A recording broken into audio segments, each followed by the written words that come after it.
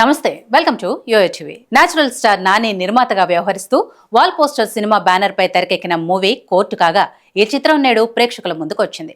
శివాజీ, రోహిణి, హర్ష రోషన్, శ్రీదేవి ఆపల్ల, సాయి కుమార్, ప్రియదర్శి, హర్షవర్ధన్ ఇందులో ప్రధాన తారాగణం. ఈ మూవీ ప్రమోషన్ లో భాగంగా ఈ చిత్ర నిర్మాత నాని ప్రేక్షకులకు ఒక ఛాలెంజ్ విసిరి ఈ చిత్రంపై ఆసక్తి రేకెత్తించాడు.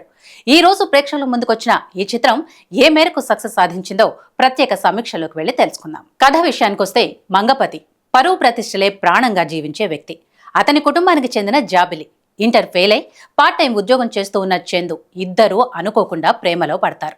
చందు ఒక నిరుపేద కుటుంబానికి చెందిన అబ్బాయి అయినప్పటికీ జాబిలి కూడా అతన్ని మనసారా ప్రేమిస్తుంది.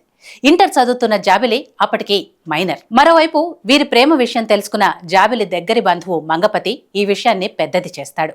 ఈ క్రమంలో జరిగిన కొన్ని నాటకీయ పరిణామాల నేపథ్యంలో చందుపై పోక్సోతో పాటు మరికొన్ని సెక్షన్ల కింద కేసులు బనాయించి చందుని ఇరకాటంలో పెడతాడు మంగపతి. పేద కుటుంబంలో పుట్టిన చందు తరపున వాదించడానికి ఏ లాయరు ముందుకురారు. వచ్చినా మంగపతి వారికి లంచం ఎరగా చూపి తెలివిగా తప్పించేస్తుంటాడు. ఇలాంటి విపత్కర పరిస్థితిలో చందుపై మోపబడ్డ పోక్సో కేసును జూనియర్ లాయర్ సూర్యతేజ సవాల్గా తీసుకొని వాదిస్తాడు. మరి చందును నిర్దోషిగా నిరూపించడానికి లాయర్ సూర్యతేజ ఏం చేశాడు, ఎలాంటి వాదన చేశాడు, ఈ క్రమంలో అతనికి ఎదురైన సమస్యలేంటి అన్నది మిగిలిన కథ. ప్లస్ పాయింట్స్ విషయానికి వస్తే ఈ మూవీలో ఎంతమంది క్యారెక్టర్లున్నప్పటికీ ఇందులో శివాజీ పోషించిన పాత్ర అత్యద్భుతం అని చెప్పాలి. ఆ మధ్య 90s మిడిల్ క్లాస్ బయోపిక్ చిత్రంలో ఓ మధ్యతరగతి తండ్రి పాత్రలో శివాజీ చక్కని అభినయాన్ని ప్రదర్శించాడు. అందుకు భిన్నంగా ఈ కోర్టు చిత్రంలో నెగటివ్ షేడ్స్ ఉన్న పాత్రలో మంచి ఎక్స్ప్రెషన్స్ పండిస్తూ అదరగొట్టేశాడు. ఇందులో మరో లాయర్ పాత్రలో నటించిన సాయి కుమార్ నాని నటించిన సరిపోతా శనివారం చిత్రం తర్వాత మళ్లీ కోర్టు చిత్రంతో ప్రేక్షకుల్ని ఎంతగానో ఆకట్టుకున్నాడు. సినిమాలో మెయిన్ థీమ్, అలాగే టీనేజ్లో పుట్టే తొలి ప్రేమ తాలూకు కష్ట నష్టాలు, ఇక పేదరికంలో పుట్టిన వాళ్లకు ఈ రోజుల్లో న్యాయం జరగటం లేదు అనే ఒక బలమైన పాయింట్, వీటి మధ్య మంగపతి లాంటి బలమైన పాత్రలు, వాటి సంఘర్షణలు, మొత్తంగా ఈ కోర్టు సినిమా తెలుగు ఆడియన్స్ ని ఆకట్టుకోగలిగింది. ఇక ఈ సినిమాకు ప్రధాన బలం శివాజీ నటించిన సన్నివేశాలు. ఉప్పెన చిత్రంలో విజయ్ సేతుపతిని గుర్తు చేస్తాయి. శివాజీ మంగపతి పాత్రలో జీవించాడు. లాయర్ సూర్యతేజగా ప్రియదర్శి తన రియలిస్టిక్ పర్ఫార్మెన్స్ తో ఆకట్టుకున్నాడు. బలగం చిత్రం తర్వాత ప్రియదర్శి మంచి కథను ఎంపిక చేసుకుని మళ్లీ ప్రేక్షకుల ముందుకొచ్చాడు. కోర్టు మూవీలో లాయర్ పాత్రలో ప్రియదర్శి ఒదిగిపోయాడు. అలాగే కుర్రాడి పాత్రలో నటించిన హర్ష రోషన్ తన పాత్రలో కుర్రకారుని ఆకట్టుకున్నాడు. ఇక కొడుకు కోసం నిస్సహాయ స్థితిలో ఉండిపోయే పేరెంట్స్ గా నటించిన చందు పేరెంట్స్ వారి పాత్రలకు న్యాయం చేశారు. వారి ఎమోషన్స్ ను చూపించిన విధానం కూడా ఆడియన్స్ ను మెప్పిస్తాయి.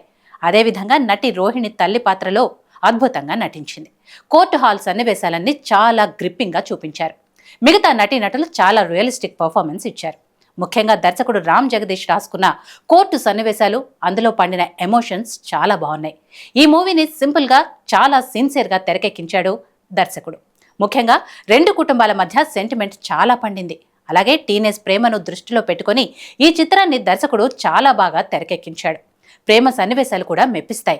శివాజీ టైమింగ్ కూడా సినిమాకు బాగా ప్లస్ అయింది. ఇక మైనస్ పాయింట్స్ విషయానికి వస్తే ఈ కోర్టు నేపథ్యంలో తెరకెక్కే చిత్రాల్లో ఎన్నో ఎమోషన్స్ ఉంటున్నప్పటికీ కొన్ని సన్నివేశాలు స్లోగా సాగుతాయి. అదేవిధంగా సెకండ్ హాఫ్ లో కొన్ని ఎపిసోడ్స్ ను సాగదీయకుండా ట్రిమ్ చేసుంటే సినిమాకు ప్లస్ అయ్యేది. పైగా రెగ్యులర్ కోర్టు స్టోరీ ట్రీట్మెంట్ తోనే సినిమాని నడపటం, బిగినింగ్ చాలా బలంగా స్క్రీన్ ప్రెజెంట్ చేసిన మంగపతి పాత్రని క్లైమాక్స్ లో సింపుల్ గా ముగించడం ప్రేక్షకులను అంతగా ఆకట్టుకోలేదు. సాంకేతిక విభాగం పనితనం గురించి చెప్పాలంటే సినిమాలో చెప్పాలనుకున్న కాన్సెప్ట్ మరియు సందేశం ప్రేక్షకులకు బాగా కనెక్ట్ అయింది. ఈ మూవీలో స్క్రీన్ ప్లే చాలా బాగుంది. ఇక సంగీత దర్శకుడు విజయ్ బుల్గానిన్ స్వరపరిచిన పాటలు ప్రేక్షకుల్ని ఆకట్టుకున్నాయి. సినిమాటోగ్రఫీ విషయానికి వస్తే లొకేషన్స్ అన్ని న్యాచురల్ విజువల్స్ తో ఆకట్టుకున్నాయి. ఎడిటింగ్ కూడా బాగానే ఉంది. ఈ చిత్ర నిర్మాత ప్రశాంతి తిపేర్నేని పాటించిన ప్రొడక్షన్ వాల్యూస్ చాలా బాగున్నాయి. చివరిగా యోయో టీవీ రేటింగ్ ఏంటో ఒకసారి చూద్దాం. చట్టాల గురించి ప్రతి ఒక్కరికి అవగాహన ఉండాలని చెప్పే చిత్రం ఇది.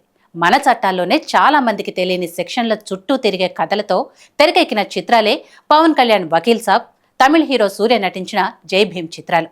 పోక్సో చట్టాన్ని కొంతమంది ఎలా దుర్వినియోగం చేస్తున్నారన్న కోణంలో ఈ చిత్రాన్ని దర్శకుడు ఒక ప్రేమ కథని ఎంచుకొని తెరపై అద్భుతంగా ఆవిష్కరించాడు. ఓవరాల్ గా ఈ సినిమా ప్రేక్షకులకు బాగా అలరిస్తుందన్న నమ్మకం ఉంది. ఈ చిత్రానికి యోయో అందిస్తున్న రేటింగ్ 2.75.